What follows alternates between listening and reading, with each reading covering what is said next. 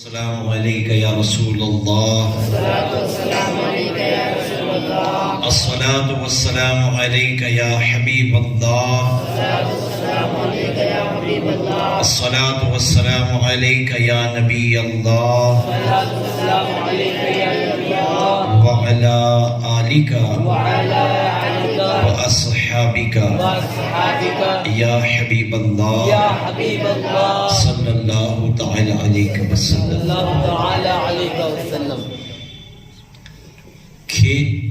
دو کھیت کے درمیان جو پگڈنڈی ہوتی ہے، کھیتوں کے درمیان جو ایک چھوٹا سا راستہ ہوتا ہے، اسی راستے سے ایک استاد اپنے شاگرد کے ساتھ گزر رہے تھے۔ کھیتیوں میں جو اناج تھا اس کی فصلیں تیار تھی۔ گزرتے ہوئے شاگرد نے دیکھا کہ دو بوسیدہ دو جوتے ایک طرف پڑے ہیں، تو شاگرد کو تھوڑا سا مذاق سوجا۔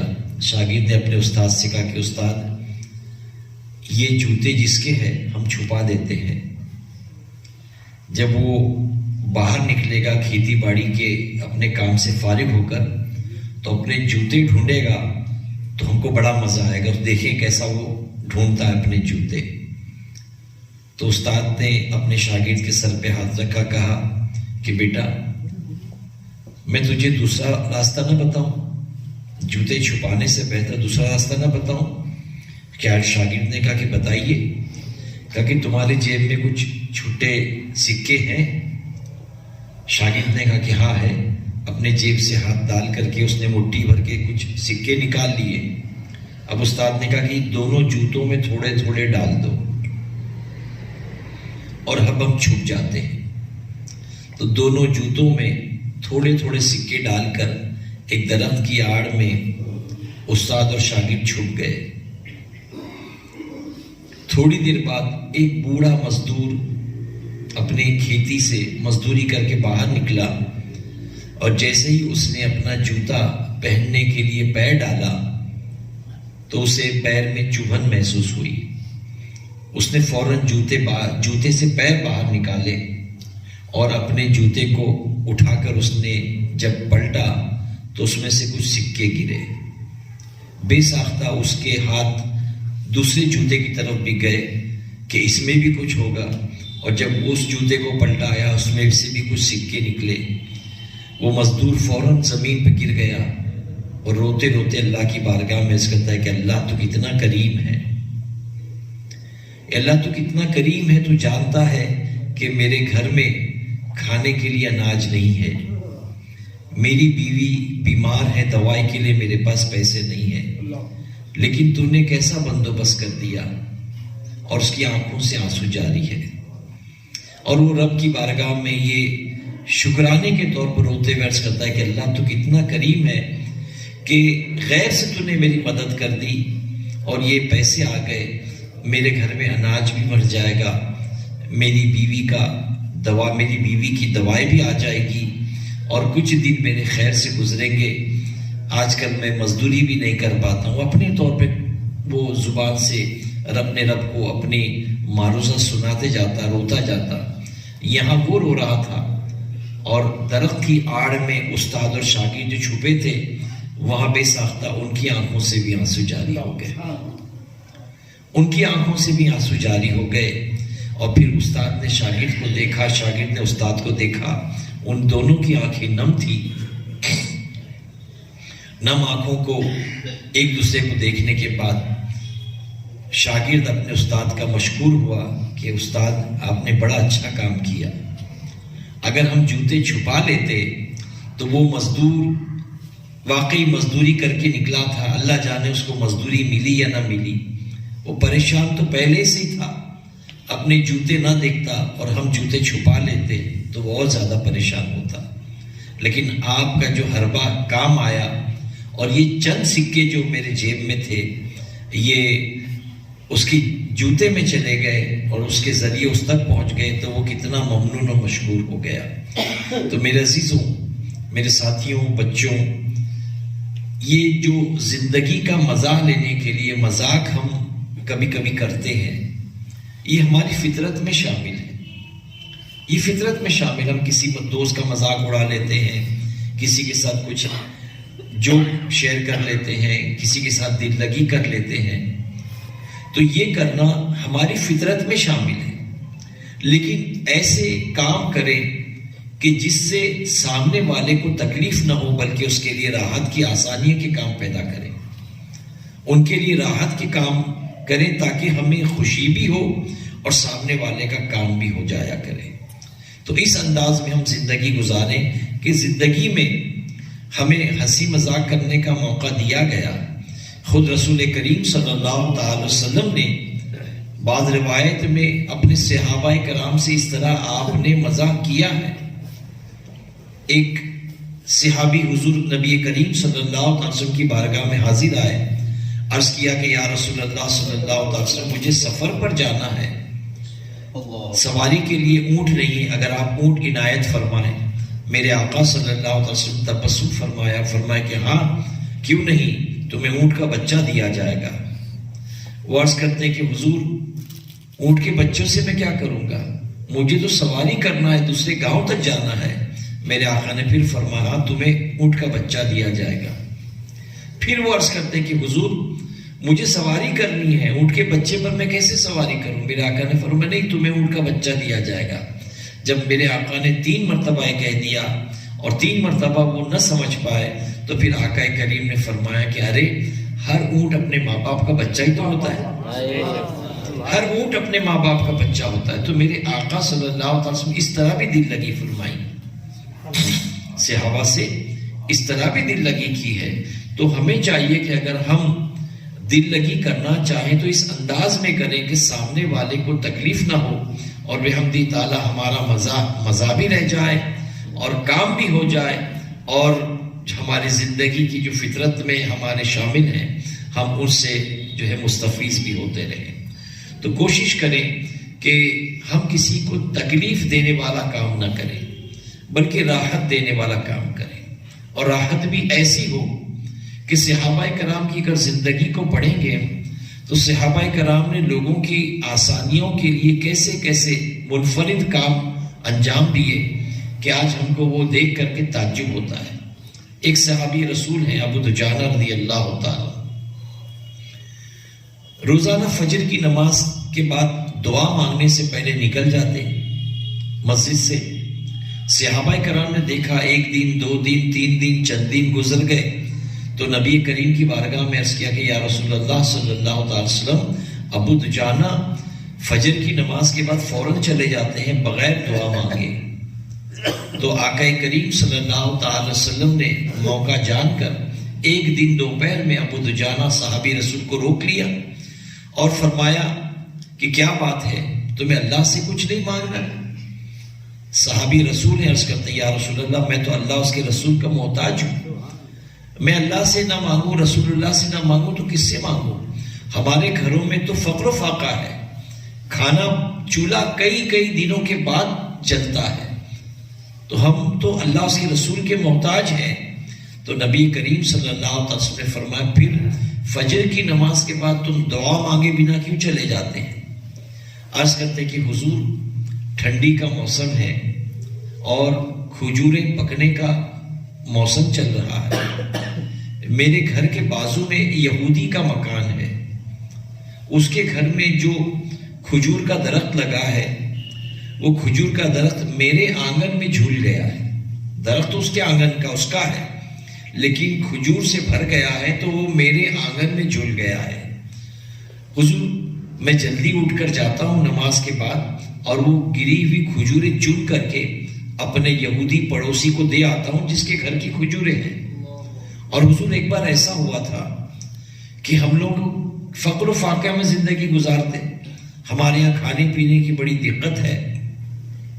ایک مرتبہ میرا بچہ بھوک کے مارے رینگتا ہوا آیا اور یہ گری ہوئی کھجور اٹھا کر اس نے منہ میں رکھ لی۔ میں دور بیٹھا دیکھتا رہا، میں دوڑ کر گیا اور اپنے بچے کو سینے سے لگا کر میں نے اس کے منہ میں انگلی ڈال کر کے وہ کھجور نکالی، اور بھوک کے مارے میرا بچہ بلبلا رہا تھا، میں نے اس کو اپنے سینے سے لگایا اور کہا کہ بیٹا کیا تو یہ گوارا کرتا ہے کہ کل بروز قیامت تیرا باپ چوروں کی صف میں کھڑا ہو؟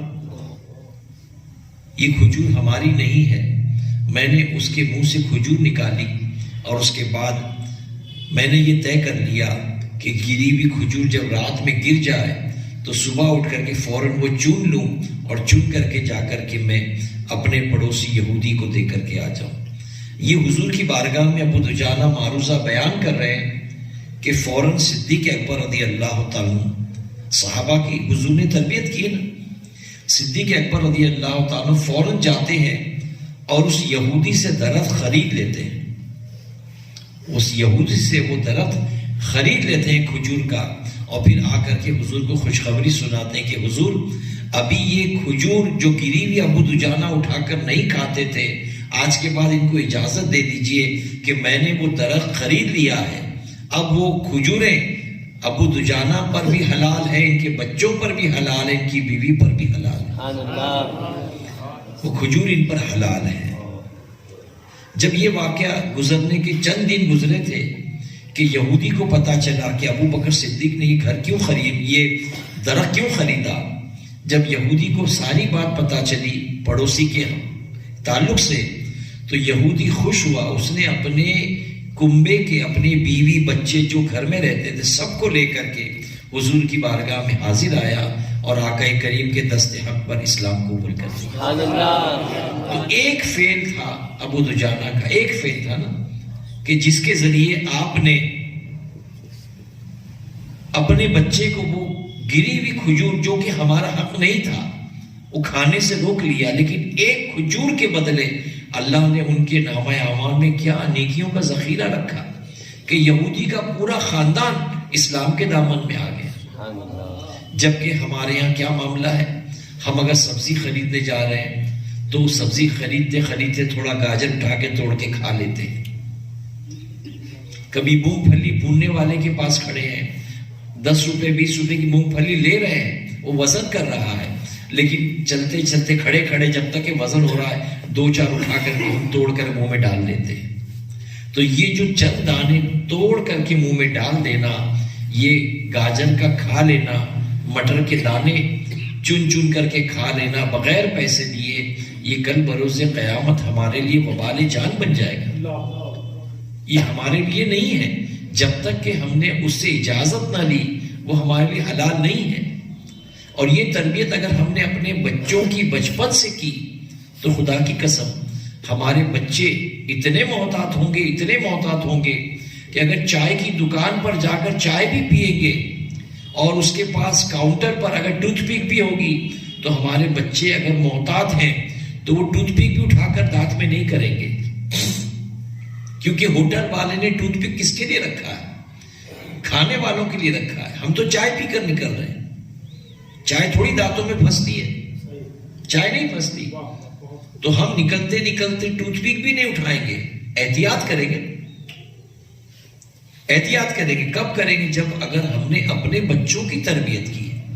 ہم تو یہاں خود اپنی تربیت کی ضرورت ہے ہم کو، بڑوں کو، تو خدا کے واسطے ہم کوشش کریں کہ ہم لوگوں کے لیے آسانیاں پیدا کریں، اپنے بچوں کو ان چیزوں سے پرہیز کرنے کی عادت ڈالیں، بچپن سے عادت ڈالیں۔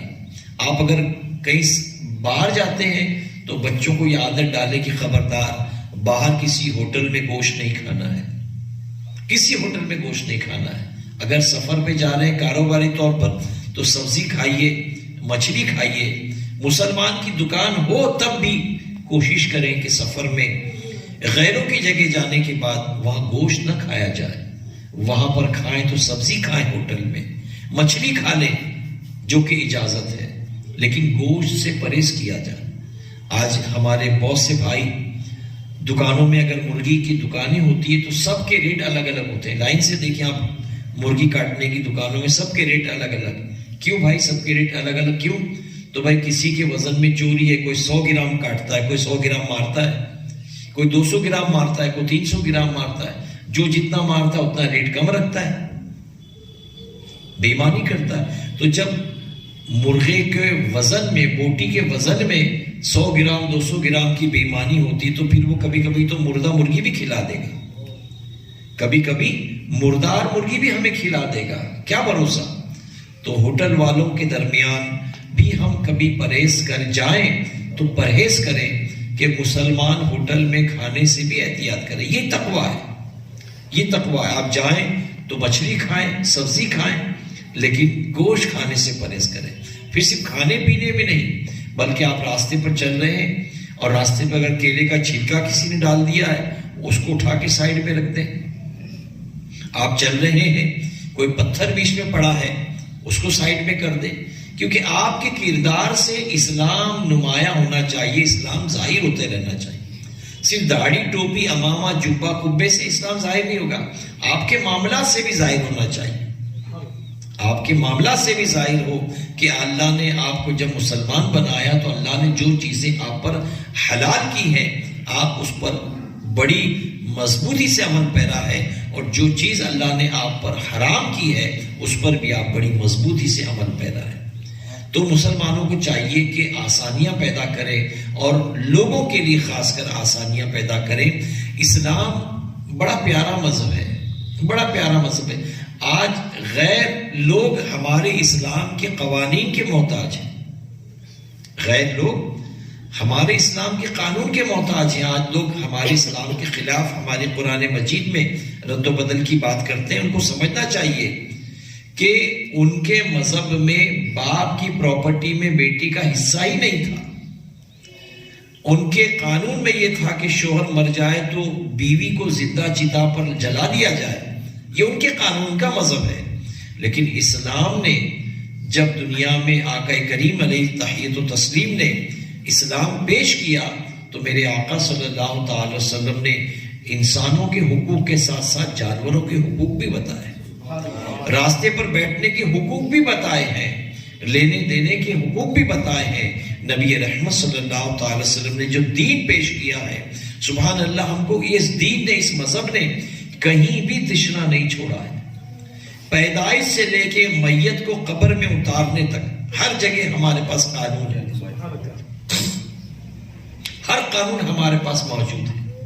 پیدا ہوتے ہی کان میں اذان دی جائے، وہاں سے لے کر کے جو سلسلہ شروع ہوتا ہے قبر میں اتارنے تک، کفن کے 3 ٹکڑے دیے جائیں، قبر میں کس طرح اتارا جائے، بالآخر کس طرح دونوں ہاتھوں سے مٹی دے کر منہا خلقناکم، اور پھر اس کے بعد اذان قبر دے کر کے کس طرح مرنے والے کو رخصت کیا جائے، یعنی پیدائش سے لے کے موت تک سارے قانون بحمدہ تعالیٰ ہم کو اسلام نے عطا فرمائے۔ پھر ہم غیروں کے قانون کے کیوں محتاج ہو جائیں، کیوں محتاجی کریں؟ بلکہ غیر ہمارے قانون کے محتاج ہیں، وہ ہم سے لیتے ہیں، وہ ہم سے معاملات لیتے ہیں، اور بڑی خوشی ہوتی ہے بعض مرتبہ اللہ ہمارے امام، جو امام اعظم ابو حنیفہ ہے، جو امام شافعی ہیں، جو امام احمد ابن حنبل ہے، جو امام مالک ہیں، جو ہمارے فقہ کے امام ہیں، ان کی کاوشوں پر، ان کی محنتوں پر کبھی کبھی قربان ہونے کو دل چاہتا ہے کہ کتنی تحقیق کے بعد، حدیث مبارکہ کی تحقیق کرنے کے بعد جو قوانین انہوں نے وضع کیے ہیں، جو بنائے ہیں، اس میں ہمارے لیے کتنی آسانیاں پیدا کرتی ہیں، کتنی آسانی رکھی ہے ہمارے لیے۔ تو الحمدللہ اللہ کا شکر ہے، اللہ نے ہمیں مسلمان بنایا ہے، اور اسلامی قانون کے تحت ہمارے لیے وہ تمام معاملات ہم کرتے چلے جائیں کہ جس سے غیروں کے لیے آسانیاں پیدا ہوتی چلی جائے، راستے کی تکالیف کو دور کریں، لوگوں کو راستہ بتائیں۔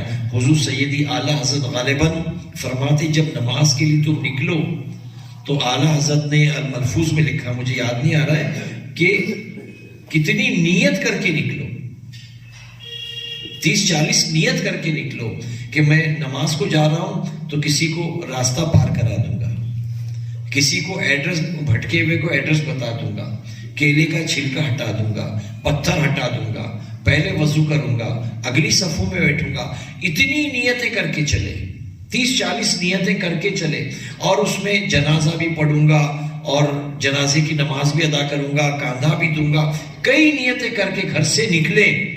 اگر اس میں کسی ایک پر بھی آپ کا عمل نہیں ہوا، لیکن نیت کے صدقے اللہ تبارک و تعالیٰ تمہیں وہ تمام نیکیاں عطا فرمائے گا، تمام نیکیاں عطا فرمائے گا۔ آپ نیت کر کے چلیں، تو جب نیت پر اتنا اجر ہے تو جب اگر عمل کر لیں گے تو ہمارے لیے کتنا بڑا انعام ہوگا۔ تو کوشش کریں کہ اسلام نے جو قانون ہمیں بتائے ہیں، آج مغرب بعد آپ کو جوتا چپل پہننے کی جو سنتیں بتائی گئی، جوتا چپل پہننے کی جو سنت بتائی گئی، یہ صرف ایک سنت نہیں ہے۔ نبی رحمت صلی اللہ علیہ وسلم کی حیات طیبہ، 63 سالہ حیات طیبہ میں ایسی بہت سی سنتیں ہیں جس کو روز مرہ کے معاملات میں اپنی زندگی میں لا سکتے ہیں، لیکن ہم نہیں لاتے، اس لیے کہ ہمارا ذہن اس طرف جاتا ہی نہیں کہ ہم کو اس پر عمل کرنا ہوگا۔ تو میرے عزیزوں، نبی محترم صلی اللہ علیہ وسلم کی سنت کریمہ پر آپ عمل کریں، اور سنی دعوت اسلامی کا مین مقصد ہمارا یہی ہے۔ دیکھیں، روایت میں آتا ہے کہ سرکار دو عالم صلی اللہ علیہ وسلم جب تک مکہ المکرمہ میں رہے تو آقا کریم نے زلفیں رکھی جیسے ہمارے بچے نے رکھا۔ تو سرکار دو عالم صلی اللہ علیہ وسلم جب زلفیں رکھتے تھے تو آپ کا طریقہ کار یہ ہوا کرتا تھا کہ آپ اپنی کنگھی سے اس طرح بال کو پیچھے کی طرف پلٹ دیتے تھے۔ جب تک آپ مکہ شریف میں رہے اس طرح آپ اپنے بالوں کو پیچھے پلٹ دیتے تھے۔ آج کل بہت سے بچے بڑے بال پیچھے کرتے ہیں لیکن اس کے آگے ہیئر بینڈ لگا دیتے ہیں جو کہ صحیح نہیں، مناسب نہیں ہے۔ لیکن اس طرح میرے آقا کنگھا فرماتے اور کنگھی میں پیچھے کی طرف سارے بالوں کو آپ اس طرح پیچھے موڑ دیتے۔ یہ جب تک کہ آپ مکہ المکرمہ میں رہے، 40 سال تک آپ مکہ المکرمہ میں جب تک تشریف فرما رہے، آقا کریم صلی اللہ علیہ وسلم نے اس طرح اپنی زلفوں کو پیچھے کی طرف رکھا۔ لیکن جب ہجرت فرما کر مدینہ منورہ پہنچے تو میرے آقا صلی اللہ علیہ وسلم کی نگاہ نبوت نے دیکھی کہ یہودی بھی اسی طرح بال بناتے ہیں، یہودی بھی اپنے بالوں کو اسی طرح کنگا کر کے پیچھے ڈال دیتے ہیں۔ تو اب میرے آقا صلی اللہ علیہ وسلم نے یہودیوں کی مخالفت میں کیا کیا؟ اب آقا کریم صلی اللہ علیہ وسلم نے بیچ کی مانگ نکالی اور دونوں بالوں کو اس طرح دونوں طرف پلٹ دیا۔ بیچ کی مانگ نکال کر یہاں کے بالوں کو اس طرف اور یہاں کے بالوں کو اس طرف، جب پوری طرح بال لمبے ہو جاتے تو پیچھے سے اس طرح ایک لائن میں کاٹ دیتے۔ علماء فرماتے کہ میرے آقا کی جو زلفیں ہوا کرتی تھی تا گوشت تک، یا تو کانوں کی لو تک ہوتی یا شانوں تک ہوتی، اس کے نیچے رکھنا حرام ہے۔ آج کل بابا بننے کے لیے لوگ بڑی بڑی چوٹی بنا کر کے داڑھی سے ملا دیتے ہیں، تب جا کے لوگ بابا بن جاتے ہیں، 10-20 انگوٹھی پہن لی تو بابا بن گئے۔ تو یہ بابا بننا اس حلیے میں جائز نہیں ہے۔ تو نبی کریم صلی اللہ علیہ وسلم کی زلفیں اس طرح ہوا کرتی کہ آپ مدینہ منورہ میں آنے کے بعد آپ نے یہاں سے اپنی زلفوں کو رائٹ سائڈ پہ رکھا، یہاں سے لیفٹ سائڈ پہ رکھا اور پیچھے سے اس طرح ایک لائن میں کاٹ دیا۔ تو حضور کی زلفیں مبارک تا دوش تک، کاندھے تک، تا گوشت تک، یا تو کانوں کی لو تک یا شانے تک ہوتی، اس سے نیچے رکھنا جو ہے وہ خلاف سنت ہے اور علماء نے اس کو حرام لکھا ہے۔ تو نبی کریم صلی اللہ علیہ وسلم کی ادا ہمیشہ یہود و نصارہ کی مخالفت میں رہتی، لیکن آج ہمارے بچے یہاں بھی کیل لگانے لگے، یہاں ٹوچنے لگے، یہاں ٹوچنے لگے، کانوں میں ٹوچنے لگے، بال بگاڑنے لگے، چہرہ بگاڑنے لگے، ٹاٹو بنانے لگے، کیا کیا نہیں کرنے لگے۔ تو اس کی وجہ کیا ہے؟ یہ کہ ان کے والدین کی تربیت ان کو نہیں ہوئی۔ ہم اپنے بچوں کی تربیت بچپن سے کریں، انشاءاللہ ہمارے بچے جوان ہوتے ہوتے شریعت مطہرہ کے پابند ہوں گے۔ ہمارے مرکز بامبے کے مرکز میں ایک مرتبہ میں اندر حرم کی طرف بیٹھا تھا، ایک باپ اپنے چھوٹے سے بچے کو لے کے مسجد میں داخل ہوا، شاید 10-11 مرتبہ اس نے بچے کو داخل کیا، باہر گیا، مسجد میں داخل کیا، پھر باہر نکالا، پھر مسجد میں داخل کیا، پھر باہر نکالا۔ جب کچھ دیر اس طرح کرنے کے بعد بھی آخر وہ اپنے بچے کو لے کر کے مسجد میں داخل ہو گیا۔ اب میں نے اس کو بعد میں روک کر پوچھا ایسا کیوں کیا؟ تو کہنے لگے میں بچے کو مسجد میں داخل ہونے کا طریقہ سکھا رہا تھا۔ کیا ہم نے کبھی ایسا کیا ہے؟ کبھی ہم نے اپنے بچے کو کھڑے رکھے کہ بیٹا اس طرح اللہ اکبر کرنا یہ سکھایا ہے؟ نہیں، ہم تو مسجد میں لاتے ہیں، دیکھا دیکھی جو بچہ دیکھتا وہ کرتا چلا گیا۔ نہ کبھی ہم نے سکھانے کی کوشش کی اور نہ بچے کو جتانے کی کوشش کی۔ لیکن جیسے انگلش میں کہا جاتا ہے نا، first impression is the last impression. مسجد میں داخل ہونے کا جو طریقہ ہے اگر واقعی وہ سنت کے مطابق ہے، شریعت کے مطابق ہے اور ہمارے مذہب کے مطابق ہے، اگر پہلا امپریشن آپ کا اتنا اچھا ہے کہ آپ مسجد میں عین شریعت کے اور سنت کے مطابق داخل ہو رہے ہیں تو انشاءاللہ اگلے فردر اسٹیپ آپ کے اور اچھے ہوں گے اور اس میں امپرومنٹ آئے گا. لیکن آپ تو ہم جو ہے وہ ایک جانور کی طرح ایک چپل یہاں پھینکی، ایک پیر چپل وہاں پھینکی اور مسجد میں گھس پڑے اور جہاں جیسا موقع ملا ہم نے آ کر کے نماز پڑھ لی. تو یہ مسجد میں داخل ہونے کا مذہبی طریقہ نہیں ہوا، یہ اپنا مطلبی طریقہ ہو گیا.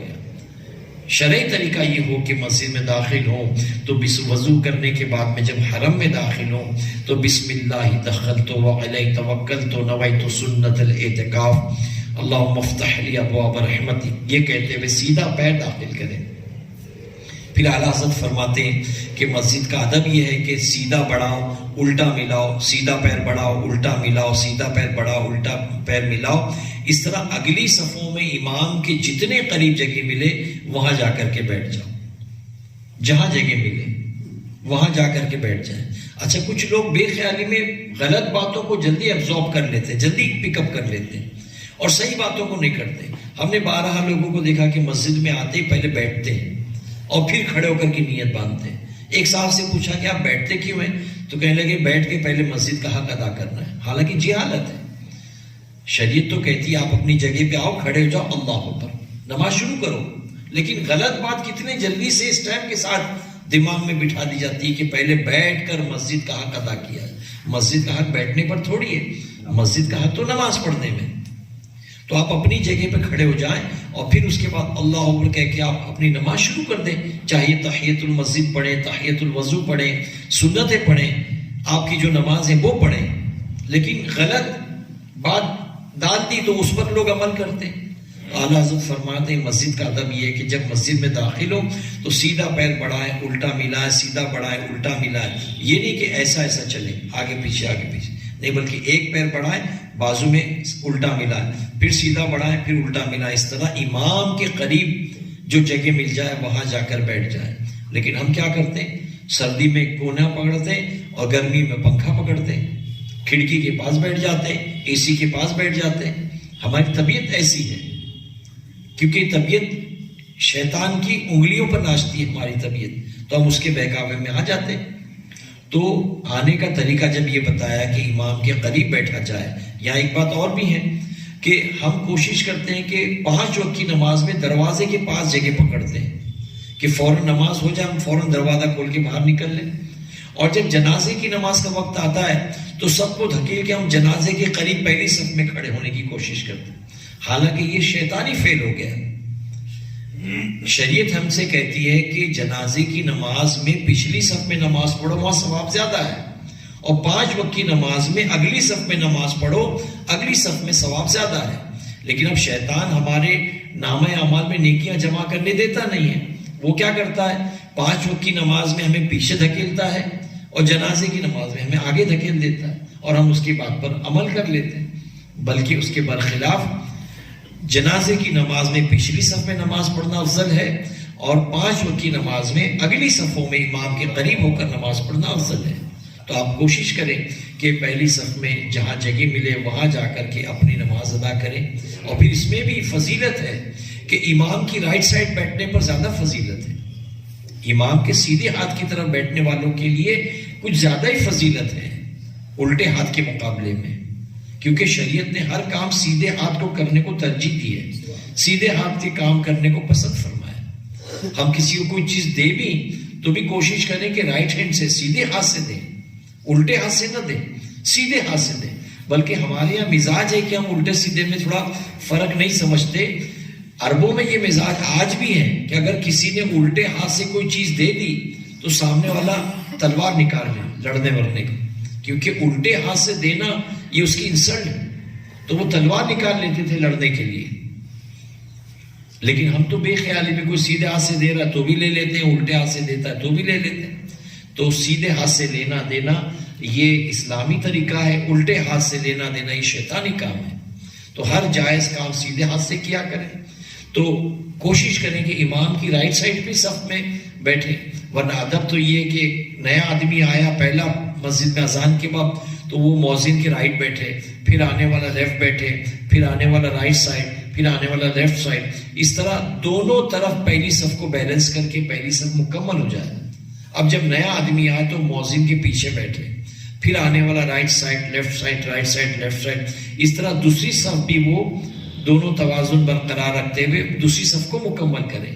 لیکن ہمارا مزاج، ہم ایک وہاں کھڑا ہے، ایک وہ کونے میں کھڑا ہے، ایک ادھر کھڑا ہے، ایک ادھر کھڑا ہے، اس طرح جو ہے اللہ کی بارگاہ میں حاضر ہونے کا ہمیں ادب ہی نہیں معلوم ہے۔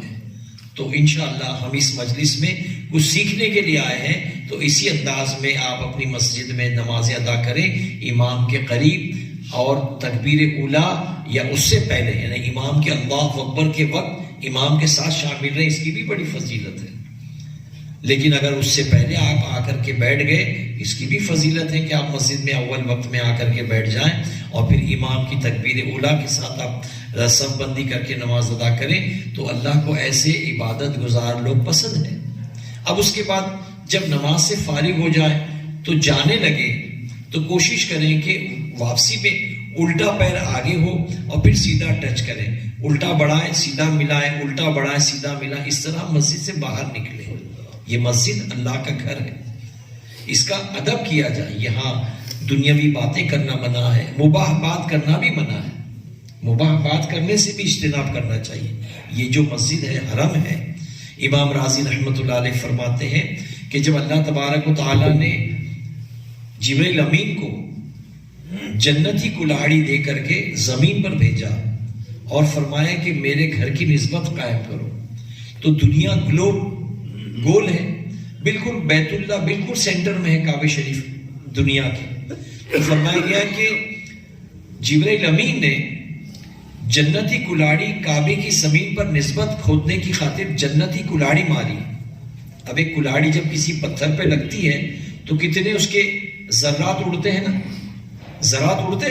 تو فرمایا گیا کہ جب پہلی کلاڑی جیسے ہی بیت اللہ کی زمین پر جبرائیل امین نے جنتی کلاڑی ماری تو اس کے ذرے اڑ کر ساری دنیا میں بکھر گئے، اور جہاں جہاں وہ ذرے گرے ہیں اللہ نے وہاں مسجدیں بنائی۔ تو ہماری اس مسجد میں بھی کہیں نہ کہیں بیت اللہ کی زمین کا کنکر ذرہ اڑ کر گرا تھا، اسی لیے یہاں پر مسجد قائم ہے۔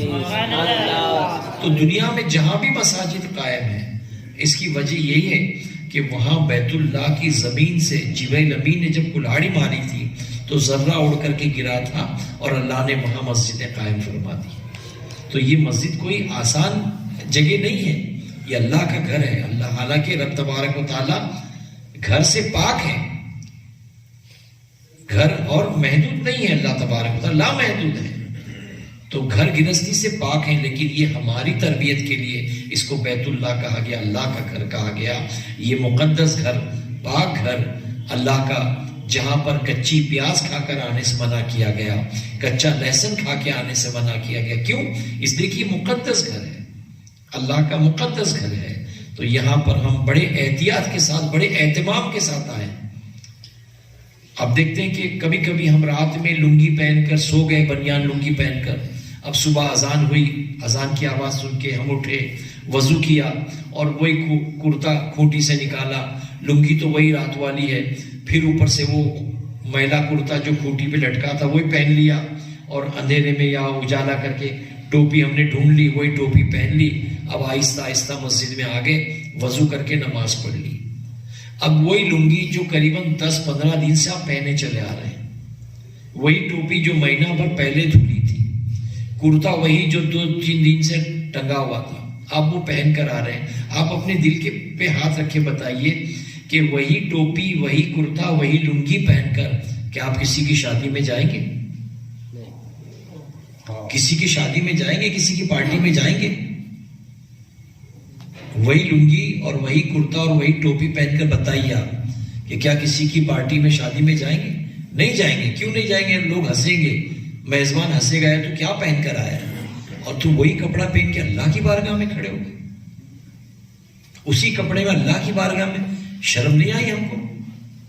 جھجک نہیں ہوئی ہم کو کہ ایسے کپڑے میں جس کو پہن کر ہم کسی دنیا دار کے سامنے جانے میں شرماتے ہیں، وہ کپڑے پہن کر اللہ کی بارگاہ میں ہم کھڑے ہو گئے؟ یہ ہماری ڈھٹائی ہے۔ تو خدا کے واسطے قرآن مجید نے فرمایا کہ اللہ کی بارگاہ میں کھڑے ہو تو زینت اختیار کرنا۔ تو آپ کوشش کریں اچھے سے اچھا کپڑا اچھے سے اچھا امامہ. یہ جب سفید امامہ ہم نے رکھنے کی جب وہ کی تھی, میٹنگ کی تھی کہ کون سا امامہ رکھا جائے, تو کسی نے کچھ, میں نے مشورہ دیا تھا حضور امیر سنی دعوت اسلامی کے, حضور کالا رکھا جائے, کسی نے کچھ الگ کلر, کسی نے کچھ الگ کلر, لیکن حضرت نے کہا کہ نہیں سفید اچھا ہے. ہم نے پوچھا حضور سفید کیوں؟ تو کہا کہ اگر میلا ہوگا تو مبلغ کو باندھتے باندھتے شرم آئے گی, وہ اپنے ہاتھوں سے دھوئے گا. تو اپنے ہاتھوں سے کپڑے دھونا بھی سنت ہے, اپنے ہاتھوں سے کپڑے دھونا بھی سنت ہے. تو کم از کم وہ میلا لگے گا, مٹیالہ لگے گا, تو وہ دھو کر کے سفید امامہ پہنے گا. تو سفید حضور کی پسند بھی ہے, اور سفید امامہ اگر میلا ہوگا تو ہر دوسرے تیسرے دن دھو کر کے پہن لیا کرے گا. اگر کالا ہے, ہرا ہے, نیلا ہے, پیلا ہے, تو یہ تو ڈارک کلر ہے, تو سالوں سال نہیں دھلے گی, ہے نا. تو اسی لیے سفید امامہ رکھا گیا تھا. جی ہاں بولیے. آپ نے کہا کہ رات میں جو لنگی پہن کے سوئے ہیں وہ لنگی پر نماز نہیں آنا بہتر. اب ہمارے کچھ بچے ہیں تو ان کی جینس یہاں سے پھٹی ہوئی ہے, کسی کی نیچے ہوتی, پیچھے سے انڈر ویئر بھی نظر آتا ہے. تو دوسرا سوال اسی سے کہ میرے آگے اگر ایسا بچہ ہے کہ جس کے انڈر ویئر اگر وہ رکوع میں یا سجدے میں میری نظر کبھی وہاں پڑتی ہے, تو اس کی نماز کا کیا اور میری نماز کی؟ ہاں, یہ ہم فیشن کے میں جو ہے وہ دبے چلے جاتے ہیں, فیشن کے معاملات میں گرے چلے جاتے ہیں. اب یہ کپڑے پھاڑ کر, حالانکہ سرکار دو عالم صلی اللہ علیہ وسلم کی حدیث شریف کا مفہوم ہے کہ جب تک کہ کپڑوں میں پیوند نہ لگ جائے, ٹھگلے نہ لگ جائے, تب تک کہ اس کو رد مت کرو. ہم کو کپڑے پھٹ جائے تو اس کو پیچ ورک کر کے, دوسرا کپڑا لگا کر کے پیچ ورک کر کے پہننے کی اجازت تھی. یہ سنت تھا, عبادت تھی. لیکن آج تک 1400 سال میں اتنے سال گزر گئے, شاید اللہ کے اولیاء کرام ہی ویسا کپڑا پہنتے رہے. عام آدمی کبھی ذرا سا سوراخ ہو گیا کپڑا ریجیکٹ نہیں پہنتے, ذرا سا پھٹ گیا ریجیکٹ نہیں پہنتے. لیکن اب یہ فیشن اللہ کی پناہ ایک ایسا آ گیا کہ قصدن پینٹ کو پھاڑ دیا جاتا ہے, اور کہاں سے, تھائس پر سے, گھٹنے پر سے, گھٹنے کے نیچے, پیچھے, کمر پہ, اللہ جانے کہاں سے وہ کپڑے باقاعدہ پھاڑ کر کے جو ہے کپڑے مارکیٹ میں بکتے ہیں. اور دیکھا جائے تو کپڑا خریدنے کے لائق نہیں ہوتا, لیکن 900 روپے 1200 روپے کی ایک جینس ملتی ہے جو پھٹی جینس ہے, جو 1200 900 1000 روپے کی ملتی ہے. تو یہ تو جہالت ہے. اور پھر ویسے کپڑوں کے ساتھ آ کر نماز پڑھنا, یہ ایک اللہ کے نیک بندے کو زیب نہیں دیتا کہ وہ فیشن کے طور پر. ہاں اگر فقیر ہے تو شریعت تو کتنی ہمارے لیے آسانیاں پیدا کرتی ہے. شریعت کہتی ہے کہ اگر کوئی فقیر ہے, کپڑا نہیں ہے, تو اتنا سا ٹکڑا ہے تو وہ آگے شرمگاہ کو چھپا کر نماز پڑھ سکتا ہے, تو اتنے کپڑے سے نماز پڑھے, نماز ہو جائے گی. اور اگر اس کے پاس اتنا رومال بھی نہیں کہ شرمگاہ چھپے, بلکہ کپڑا ہی نہیں ہے, تو وہ ننگا نماز پڑھے لیکن بیٹھ کر نماز پڑھے. نماز تو بہرحال اس پر فرض ہے, کپڑا نہیں ہے تب بھی وہ نماز پڑھے, لیکن بغیر قیام کے پڑھے, بیٹھے پڑھے, اگر کپڑا نہیں ہے تو, لیکن نماز پڑھے.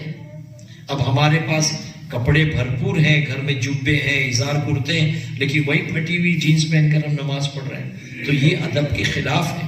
اور پھر اس کے بعد ایسا کہ ہمارے بدن کے وہ اعضاء جس کو ہم کو چھپانا فرض ہے وہ دکھا رہے ہیں, خود بھی حرام کام کر رہے ہیں اور دیکھنے والے کو بھی حرام میں مبتلا کر رہے ہیں. تو اگر اس طرح کچھ کپڑے پھٹے ہیں, سوراخ ہو گئے, تو بہرحال اس سے نماز تو ہو جاتی ہے. فقہ میں اس کے لیے رخصت ہے, وہ 1/4 یا 1/3, مفتی صاحب 1/3 تک اگر کپڑا پھٹا ہے, اور جس میں جو اعلیٰ حضرت نے ان اعضاء کو جو ناف سے لے کے گھٹنے تک ان کو 9 حصوں میں تقسیم کیا ہے, ان میں سے اگر ایک بھی حصہ 1/3 سے زیادہ اگر کھلا رہ جاتا ہے تو اس سے نماز فاسد ہو جائے گی, نماز صحیح نہیں ہوگی. البتہ کسی نے دیکھا ہے تو اس کی نماز میں کوئی اثر نہیں ہوگا, کیونکہ اگر ہم نماز پڑھیں کوئی برہنہ آ گیا تب بھی ہماری نماز خراب نہیں ہوگی, ہماری نماز تو چلتی رہے گی.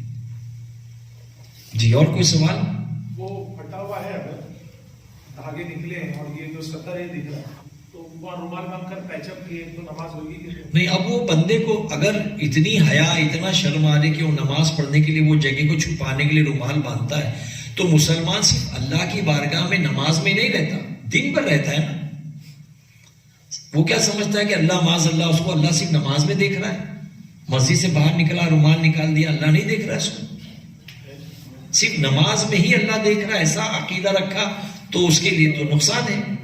اللہ تبارک و تعالیٰ تو ہمارے وسوسات سے بھی واقف ہے, ہمارے دل کے وسوسات سے بھی میرا رب واقف ہے. تو صرف وقتی طور پر چھپا دینا, جیسے کچھ لوگ باٹم فولڈ کر کے نماز پڑھتے ہیں, مسجد میں آئے اور پینٹ کے باٹم فولڈ کے ٹخنے دکھا دیے. اب اگر کیا ان کی نیت یہ ہے کہ اللہ کو صرف مسجد میں ہی ٹخنے دکھانا ہے, پھر وضو کرنے کے بعد مسجد سے نکلے تو پھر باٹم کھول دیے اور پھر نکل گئے جوتے چپل پہن کر کے, تو کیا یہ سمجھتے ہیں کہ صرف مسجد میں نماز میں ہی ٹخنے دکھانا ہے؟ نہیں, بلکہ ٹخنے دکھانے کے تعلق سے یہ کہ تکبر کی وجہ سے اگر ٹخنے نہیں دکھاتا ہے تکبر کی بنیاد پر تو اس کے لیے پکڑ ہے. لیکن اگر ایسے ہی کپڑے لمبے ہیں اور اس نے پہن لیا تو کوئی گناہ نہیں ہے, اسی حال میں نماز ہو جائے گی انشاءاللہ. کپڑے فولڈ کرنے کی حاجت نہیں ہے, باٹم فولڈ کرنے کی حاجت نہیں ہے. اگر لمبے ہیں تو چھوڑ دیں, نماز مکروہ تنزیہی ہوگی, نماز ہو جائے گی انشاءاللہ.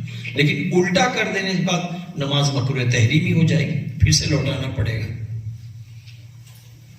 جی سوال یہ ہے کہ کچھ لوگ ایسے کہتے ہیں اوپر والا اللہ میاں کی قسم کھلاتے ہیں لوگوں کو, جی, تو یہ کھانا کیسا ہے؟ معاذ اللہ, اللہ تبارک و تعالیٰ بڑا عظیم ہے, اللہ اکبر بولتے ہیں.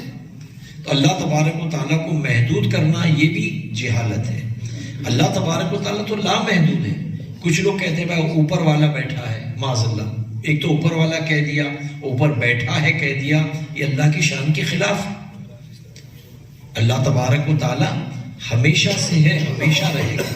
کوئی یہ نہ کہے کہ اللہ تبارک و تعالیٰ حاضر, اچھا حاضر و ناظر بھی لوگ کہتے ہیں بعض, اللہ حاضر و ناظر ہے. تو اعلیٰ حضرت نے حاضر ہونے پر بھی احتیاط کی کہ اللہ کو حاضر نہ بولا جائے, اس لیے کہ حاضر وہ ہے جو پہلے غیر حاضر ہوگا. تو اللہ تبارک و تعالیٰ کے لیے بولا جائے ہمیشہ سے ہے, ہمیشہ رہے گا. یہ نہیں کہ حاضر و ناظر ہے, یعنی حاضر ہے اس کا مطلب پہلے غیر حاضر تھا. تو اللہ تبارک و تعالیٰ کی شان یہ کہ وہ ہمیشہ سے ہے, ہمیشہ رہے گا. پھر اوپر والا بول کے اس کو محدود کر دینا, پھر بیٹھا ہے یہ بول کے معاذ اللہ اس کی شان میں گستاخی ہوتی ہے. تو اللہ تبارک و تعالیٰ کے لیے جب بھی الفاظ بولے جائیں تو بڑے ادب کے ساتھ بولا جائے. رب تبارک و تعالیٰ رب ذوالجلال, اور ایسے جملے نہ بولے جائیں جو اس کی شان کے خلاف ہیں, بلکہ اس کی شان اور اس کی بزرگی, اس کی عظمت کو ذہن میں رکھتے ہوئے اللہ تبارک و تعالیٰ کے تعلق سے اس کی شایان شان جملے ادا کیے جائیں. سر ایسا ہے کہ کبھی آفس میں نان مسلم ہے یا کالج فرینڈ ہے تو ہم لوگ گاڈ ورڈ یوز کرتے ہیں, تو گاڈ اس نسبت سے کیا اللہ کی طرف نسبت کریں, اس سے بھی بچنا چاہیے. ہم اللہ تبارک و تعالیٰ اپنے رب کو اللہ ہی کہہ کے پکارے. کچھ لوگ غیروں کے ساتھ رہتے ہیں تو کبھی کبھی اپنے رب کو وشنو بول دیتے ہیں, کوئی پرماتما بول دیتا ہے, کوئی گاڈ بول دیتا ہے. تو اللہ تبارک و تعالیٰ کو اس کے اسماء الحسنیٰ کے نام کے ساتھ ہی یاد کیا جائے.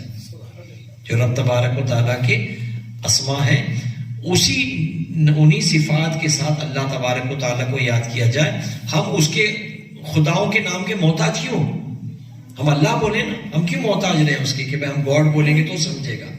بھائی ہم اللہ, جب وہ گاڈ بول کر سمجھ جاتا ہے تو ہم اللہ بول کے کیوں نہیں سمجھا اس کو؟ اس کو ڈیفائن کرتے ہیں کہ گاڈ سے جو ہے جنریٹر, آپریٹر اور ڈسٹرائر, چلانے والا, بنانے والا, اور ٹھیک ہے اس کی تعویل دے رہے ہیں. لیکن دیکھیں اللہ ایسا لفظ ہے ماشاءاللہ, اللہ اتنا پیارا لفظ ہے کہ اس کی فیمینائن نہیں ہے, اس کی فیمیل نہیں ہے. اللہ کا کوئی مونس نہیں ہے, جبکہ گاڈ کا مونس ہے, گاڈس اس کا مونس ہے. تو اللہ تبارک و تعالیٰ تو ان معاملات سے بالکل پاک و مبرہ ہے. تو اللہ تبارک و تعالیٰ کو ہمیشہ ایسے جملے سے یاد کریں کہ رب تبارک و تعالیٰ جو اس کی شان کے لائق. سوال یہ ہے کہ کچھ ایسے لوگ ہوتے ہیں غیر مسلم جو ایسی جگہ ہوتی ہے جہاں بزنس کرتے ہیں, کچھ کام کرتے ہیں, تو نمستے کہتے ہیں, یہ ایسا کہنا. دیکھیں نمستے اور نمسکار بولنا یہ دونوں ایک ہی مفہوم ہے. اس کا مطلب ہم تمہارے آگے جھکتے ہیں, اور مسلمان کی شان نہیں کہ وہ کافر کے آگے جھکے. تو نمستے نمسکار نہ بولا کریں, بلکہ کوئی دوسرے جملے بولا کریں. کافروں کے سامنے نمستے, ہاتھ جوڑنا, جھکنا, یہ مسلمان مومن کی شان نہیں ہے, بلکہ اللہ نے مومن کو جو ہے سب پر حاوی رکھا ہے.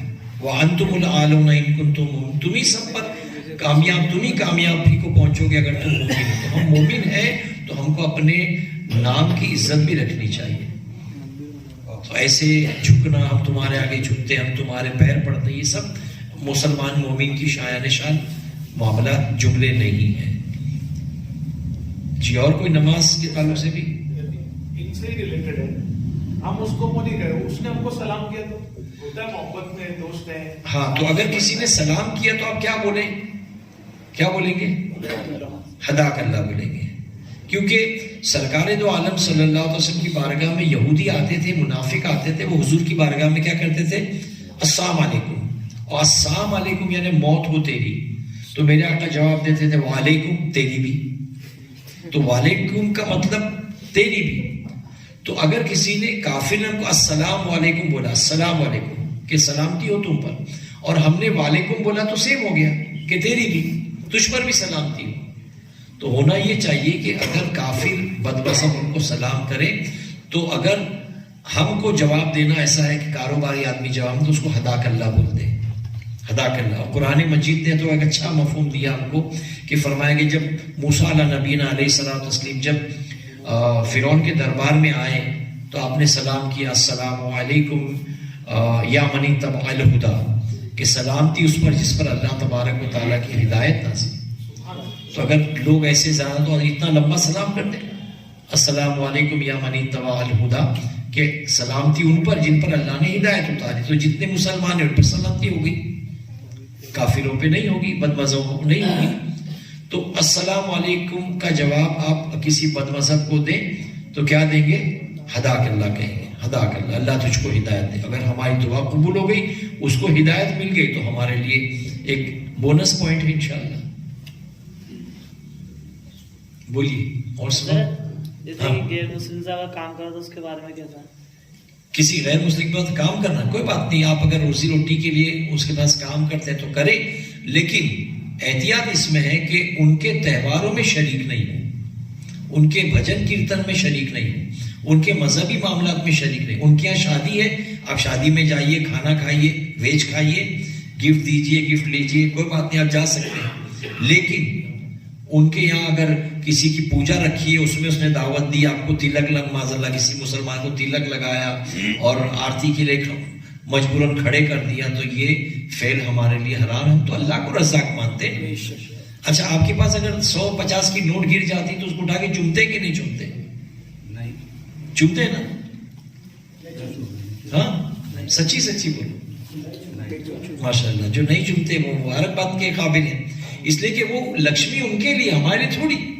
میں تو میرے پیر کے اوپر پیر رکھ کر کے نوٹ کی گڈی گن لیتا ہوں. سامنے جو کبھی بس میں ٹرین میں مسافر ہوتے ہیں وہ جل جاتے ہیں، تڑپ جاتے ہیں، بس چیخنے کو رہ جاتے ہیں. کبھی کبھی تو بول بھی دیتے ہیں یہ کیا طریقہ ہے؟ بھائی میری مرضی، میرا پیسہ، میں پیر میں رکھ کے گنوں گا. تو میں 500 کی، 1000 کی، 2000 کی نوٹ بھی پیر میں رکھ کے گن لیتا ہوں، ان کو اکسانے کے لیے، چڑھانے کے لیے. کیونکہ لکشمی ہوگی تمہارے لیے، ہمارے تو میرا رب رزاق ہے. اور پیسے کو کسی نے چوما نا تو بعض بزرگ فرماتے ہیں کہ دنیا میں جب پہلا سکہ بنا تو شیطان نے اس کو چوما اور چوم کر کیا بولا کہ جو تجھ سے محبت کرے گا وہ میرا غلام ہوگا. جو تجھ سے محبت کرے گا وہ میرا غلام ہوگا. ابھی صحیح صاحب نے کہا کہ ایک انسان کو 2 وادی سونے کی دے دی جائے تو تیسری کی تمنا کرے گا. یہ نہیں سوچے گا کہ 2 مل گئی تو میری 7 پشتے کھا لے گی، لیکن تیسری کی تمنا کرے گا. تو پیسہ ایسی چیز ہے. تو شیطان نے کہا، جو چوم کر کہا کہ جو تجھ سے محبت کرے گا وہ میرا غلام ہوگا. دیکھتے نہیں آپ کہ زن، زر، زیور، یہ سب پیسہ ہی تو ہے جس کے لیے لوگ ماں کو مارتے ہیں، باپ کو مارتے ہیں، چاچا کو مارتے ہیں، قتل کر دیتے ہیں. کسی کی جو ہے وہ کھیتی کی جگہ کو منڈیرواں کر دیتے ہیں، کسی کی زمین پہ قبضہ کر لیتے ہیں. باپ مر گیا تو پھوپھیوں کو، بہنوں کو حصہ نہیں دیتے. کیا کیا نہیں ظلم کرتے ہیں.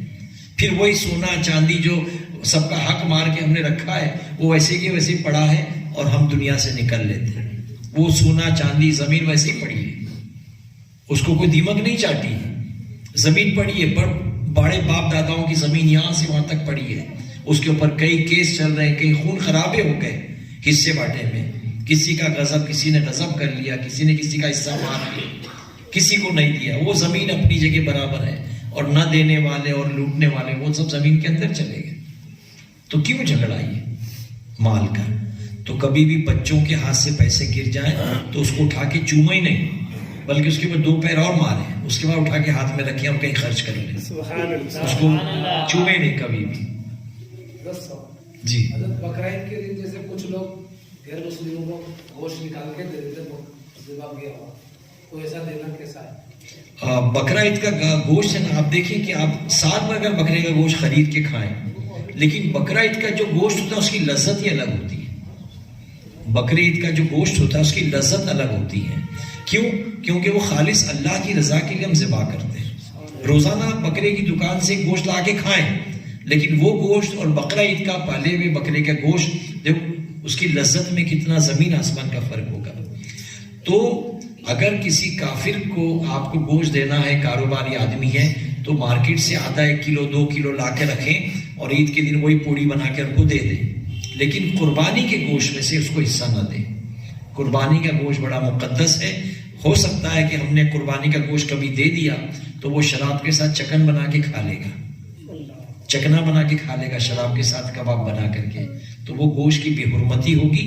تو بقرہ عید کا گوشت تو کافر کو ہرگز نہ دیا جائے. اب رہی معاملہ لینا دینا کاروباری طور پر ہے، تو آپ بکرے کا گوشت یا بڑے کا گوشت خرید کے لا کے ان کو پیکٹ بنا کر دے دیں. اس طرح اپنا وقت نکال لیں.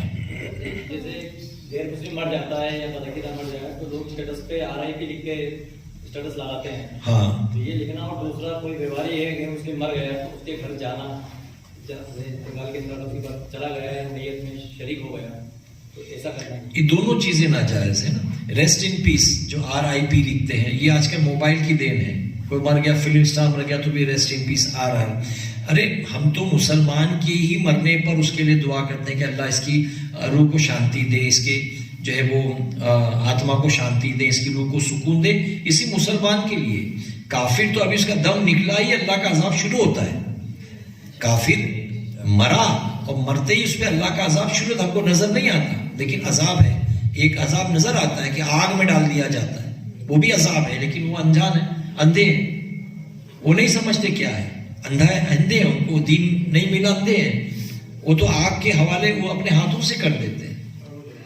تو ریسٹ ان پیس بھی کافر کے لیے نہ لکھا جائے، مسلمان کے لیے لکھ سکتے ہیں. دوسری بات کہ کافروں کے یہاں تعزیت کے لیے جانے سے بھی بچے، کیونکہ آدمی جب تعزیت کے لیے جاتا ہے تو روتے دھوتے اپنی زبان سے اللہ نہ کرے کبھی نکل گیا اچھا بھگوان اس کی آتما کو شانتی دے، اللہ اس کو سکون دے، تو معاذ اللہ یہ ہمارے لیے وبال جان ہوگا، ہمارا ایمان خطرے میں آئے گا. تو نہ جائیں. البتہ 3-4 دن کے بعد، حالانکہ شریعت نے ہم کو بھی، مسلمان اگر مر گیا تو سوگ سے 3 دن کا، اس سے زیادہ کسی کے سوگ میں شریک ہونا منع ہے. تو اس کے گھر اگر کاروباری معاملات ہیں تو چلے گئے کچھ دنوں کے بعد میں اور بیٹھ کر کے آ جائیں، یا پھر میت والے دن ہی آپ صرف چہرہ پٹ، کیونکہ آدمی بولتے نا وہ ایک مالدار کا کتا مر گیا تو سارے گاؤں والے آ گئے کیونکہ مالدار کو منہ دکھانا تھا. لیکن جب وہ مالدار سیٹ مرا تو کوئی بھی نہیں آیا، کس کو منہ دکھانے کا ہے؟ تو ہم میت میں جاتے بھی کیوں ہیں؟ کسی نہ کسی کو منہ دکھانے ہی جاتے ہیں نا، کسی کو منہ دکھانے ہی جانا ہوتا ہے، نہیں تو کیا ہم وہ پڑھیے. تو اسی لیے اگر جا رہے ہیں تو پھر ایک چکر لگا کے ان کو چہرہ دکھا کے آ جائیں کہ ہاں بھائی ہم بھی تمہارے غم میں شامل ہیں، آ جائیں. لیکن اس کو ارتھی لے کر اس کی کندھا دینا یا اس کو وہاں تک لے کے جانا شمشان تک، یہ ہمارے لیے جائز نہیں ہے. بلکہ سرکار دو عالم صلی اللہ علیہ وسلم نے تو ان جگہوں پر جانے سے منع فرمایا. آپ کبھی اللہ تعالیٰ آپ سب کو حج کی سعادت نصیب فرمائے کہ عرفات کے میدان میں ایک جگہ جہاں پر اللہ نے عذاب نازل کیا تھا، تو حضور صلی اللہ علیہ وسلم نے حج کو جاتے ہوئے صحابہ سے فرمایا کہ یہ جب حصہ ہے تو یہاں دوڑ جاؤ یہاں سے، کیونکہ یہ عذاب کا جگہ تھی، عذاب اترنے کی جگہ تھی، تو وہاں سے اتر جاؤ. تو ایسی جگہ جہاں پر جو ہے وہ اس طریقے سے آگ جلائی جا رہی جو معاملات ہیں تو وہاں نہیں رکنا چاہیے، وہاں سے فوراً ہٹ جانا چاہیے.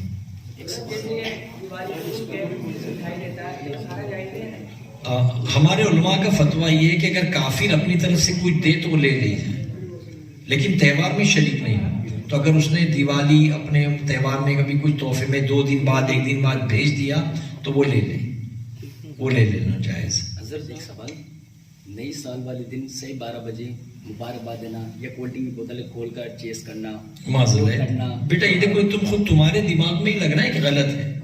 31st نائٹ کو رات میں 12 بجے ایگزیکٹ شیمپین اڑانا، مبارکباد دینا، بھوکے پھوڑنا، ناچنا گانا، یہ سب شیطانی فعل ہے۔ اچھا ہمارے بہت سے بھائی کیا سمجھتے ہیں کہ سرکار صلی اللہ علیہ وسلم کا فرمان ہے کہ 15 شعبان کے دن بلائیں نازل ہوتی ہے، یہ کچھ لوگوں میں مشہور ہے نا۔ اسی طرح بلکہ حدیث شریف کا مفہوم ہے کہ بلائیں تو روزانہ نازل ہوتی ہے۔ حدیث شریف کا مفہوم ہے کہ مغرب ہوتے ہی، سورج ڈوبتے ہی حضور میرے آقا صلی اللہ علیہ وسلم نے فرمایا کہ جس طرح جانور اپنے باڑے میں چلے جاتے ہیں، پرندے اپنے گھونسلے میں چلے جاتے ہیں، تم بھی اپنے بچوں کو سمیٹ لو، اس لیے کہ بلاؤں کا نزول ہوتا ہے، بلائیں اترتی ہیں۔ لیکن آج تو مسلمانوں کے علاقے میں وہ ٹائم تو دن نکلتا ہے، ہمارے علاقوں میں تو وہ ٹائم دن نکلتا ہے کہ مغرب بعد اچھا ٹپ ٹاپ ڈریسنگ کر کے باہر نکل رہے ہیں۔ تو یہ جو رات کے اندھیرے میں بلاؤں کا نزول ہوتا ہے، بلائیں سے مراد کیا؟ آپ دیکھیں گے چڑیل آ رہی ہے 10-12 ہاتھ والی نہیں، بلکہ آپ کوئی شراب پی رہا ہے یہ بلا ہے، کوئی جوا کھیل رہا ہے یہ بلا ہے، کوئی مرڈر کر رہا ہے یہ بلا ہے، لڑائی جھگڑے کر رہے ہیں، دنگا مشتی کر رہے ہیں، یہ سب بلائیں۔ تو راتوں کو بلاؤں کا نزول ہوتا ہے، مغرب بعد اندھیرا ہوتے ہی بلاؤں کا نزول ہوتا ہے۔ تو ان وقتوں میں جانور بھی سمجھداری سے، پرندے بھی سمجھداری سے اپنے گھر میں چلے جاتے ہیں، تو ہم کو بھی اپنے بچوں کو گھر میں سمیٹ لینا چاہیے۔ تو یہ 31 نائٹ ہمارے لیے نہیں ہے، ہمارا اسلامی سال کب شروع ہوتا ہے؟ محرم میں، اور ہمارا اسلامی سال کتنا سکون سے نکل جاتا ہے، کوئی شور شرارت نہیں ہے، بلکہ 31 نائٹ کو تو ہائی وے جام ہو جاتے ہیں، راستے پہ شراب پیتے ہیں۔ کون سا گناہ ہے جو 31 نائٹ کو نہیں ہوتا؟ کون سا گناہ ہے جو 31 نائٹ کو نہیں ہوتا؟ سارے گناہ عروج پر ہوتے ہیں۔ اللہ تعالیٰ ان شریروں کے شر سے ہماری حفاظت فرمائے اور ہمیں گناہوں سے محفوظ فرمائے، گناہوں سے بچنے کی اللہ توفیق عطا فرمائے۔ اور سنی دعوت اسلامی کا یہ اجتماع دیکھیں، آج تو میں آیا، آپ مجھ سے سن رہے ہیں، لیکن ماشاءاللہ ایک علم کا دریا سمندر آپ کے پاس پہلے موجود ہیں، ان سے آپ استفادہ حاصل نہیں کرتے۔ تو مفتی صاحب قبلہ آتے ہیں اور ماشاءاللہ مجھے بڑی خوشی بھی ہوتی ان کو دیکھ کر کے، وہ مجھ سے تو عمر میں چھوٹے ہی ہیں، اللہ ان کی درجات کو بلند فرمائے، لیکن مرتبے میں بہت بڑے ہیں، علم کی مناسبت سے بہت بڑے ہیں وہ۔ تو یہ بھی آپ کو کچھ نہ کچھ آپ سوال کریں گے تو آپ کو جواب دیں گے نا۔ علم تو کیا ہے، جتنا بانٹو گے بڑھے گا، جتنا تقسیم کرو گے اتنا بڑھتا ہے۔ تو آپ ان کو موقع دیں، ان سے مسائل پوچھیں۔ اچھا اگر یہ مائک پہ نہیں بھی آتے ہیں، اکیلے بیٹھے نا، تو آپ اکیلے آ کے پوچھو نا، اکیلے پوچھو، لیکن بے تکے سوال مت پوچھو۔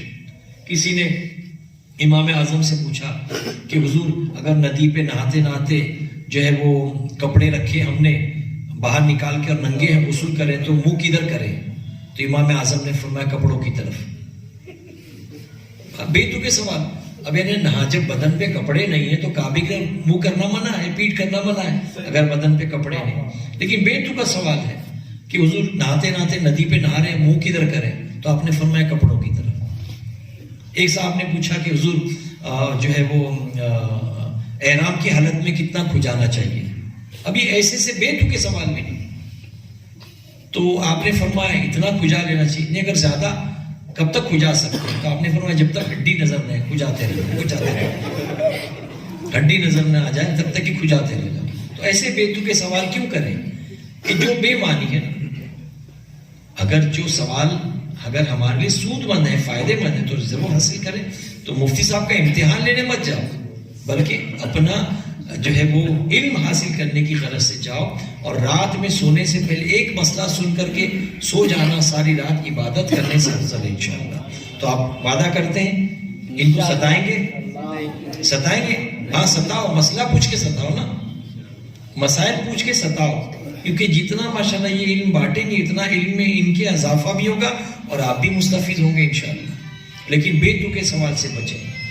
اللہ تعالیٰ کہنے سنے زیادہ ہمیں عمل کی توفیق عطا فرمائے۔ آپ لوگوں نے اطمینان سے سنا، مجھے جزاک اللہ خیرہ۔ اگر دوران بیان مجھ سے کچھ لرزش ہوئی تو اللہ تبارک و تعالیٰ اپنے حبیب کے صدقے مجھے معاف فرمائے۔ السلام علیکم ورحمۃ اللہ تعالیٰ۔